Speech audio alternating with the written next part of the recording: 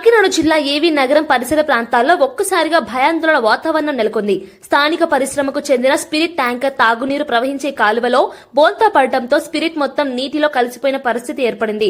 ఈ ఘటనతో ఏవీ నగరం, రవికంపాడు, కొమనాపల్లి ప్రాంతాల ప్రజలు ఆందోళనకు గురయ్యారు. సమాచారం అందుకున్న వెంటనే జిల్లా యంత్రాంగం అప్రమత్తమై సంఘటనా స్థలానికి చేరుకుంది. పరిస్థితి తీవ్రతను గుర్తించిన అధికారులు ప్రజల ఆరోగ్యానికి ముప్పు వాటిల్లకుండా తక్షణ చర్యలు తీసుకున్నారు. కాలువలు, చెరువుల నీటిని ఉపయోగించవద్దని చుట్టుపక్కల గ్రామాల ప్రజలకు స్పష్టమైన హెచ్చరికలు జారీ చేశారు.